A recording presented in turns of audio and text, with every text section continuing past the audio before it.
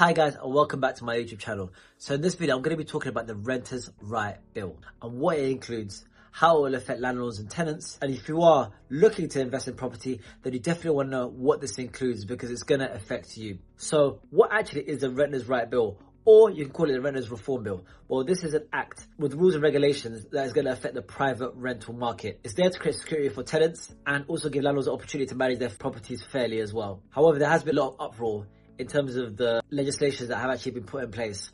So let's actually go through the changes that are actually occurring. Number one is the abolishment of Section 21.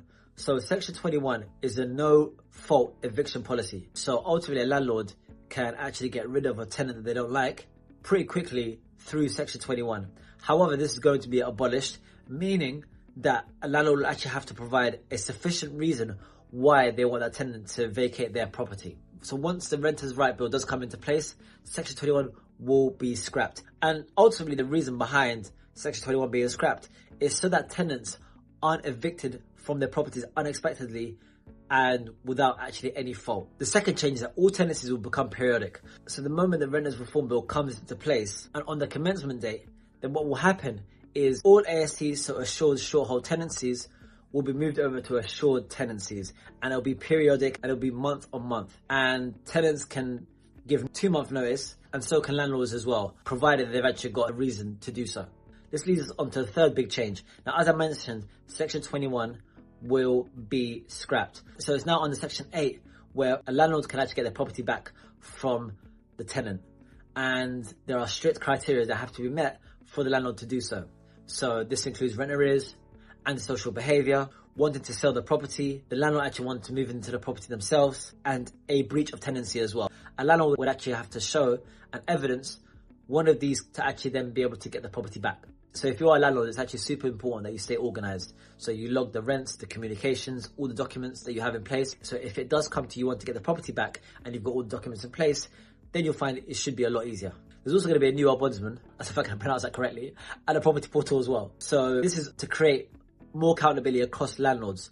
So for the private rent sector, there's going to be an ombudsman, and every landlord will actually need to register. And here tenants can actually raise issues and they don't have to go to court. And this should make it, in essence, easier to resolve disputes a lot earlier. There'll be a new landlord property portal. Every rental property will need to be logged onto this as well. Gas certificates, EICRs, EPCs, and other key documents will be logged onto this as well.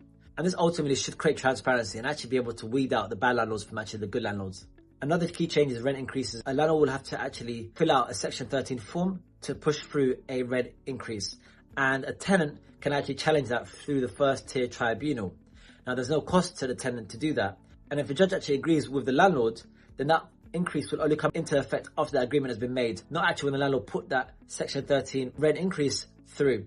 So arguably, there is an incentive for tenants to actually challenge rent increases because there's actually no loss to them. And landlords may actually have to wait a long time before the court proceedings actually go through, because there is a chance that the number of tenants actually challenging rent increases could increase substantially. Currently as well, a judge can actually look at the rent increase proposal and suggest that actually the rent should be higher than what the landlord has actually requested. So tenants currently have to be more careful with challenging rent increases because it can actually mean more for them. However, with the Renters' Right Bill, the judge can't actually enforce any rent higher than what the landlord is actually requesting, even if the market rent is above that. Also, when a landlord actually puts a property up for rent and they put a proposed rent on that listing, a landlord can actually accept any rents above what they've actually proposed. So for example, if you put a property up and you're requesting £1,000 a month in rent and that's on your listing, so you're advertising this, if someone comes to you and actually is saying that they're willing to pay more, you actually cannot accept that. This also will actually remove bidders. You can't actually get people to bid against each other. Ultimately, the rent that you're proposing is the rent that you'll have to accept. You can't also discriminate against those with children and pets as well. Only under certain conditions can you do so. So for example, if you own a flat and on the lease terms it actually says that, then potentially you can. However, in most instances, you actually can't. There's also actually hefty fines if you don't adhere to the rules and regulations. So if this is your first offence, then those fines can be up to £7,000. And if you are a repeat offender, then this could be up to £40,000. So it's so important that you stay on top of everything with regards to your property. So what does it actually mean for you? So if you're a landlord, or you are looking to be a landlord, you have to make sure you stay on top of your paperwork, keep clear records, really understand the new legal grounds for possession as well. And if you're a tenant, you'll have more protection but you still have to stick to your responsibilities as well. It doesn't necessarily mean you can just stop paying rent or ignore agreements that have been made, because your tenancy can still get terminated. Now, I'm a landlord myself, so I do get both sides. I understand that we do want to protect tenants from bad landlords. However, from what I've seen, the majority of landlords are actually good. They take care of their tenants, they take care of their properties.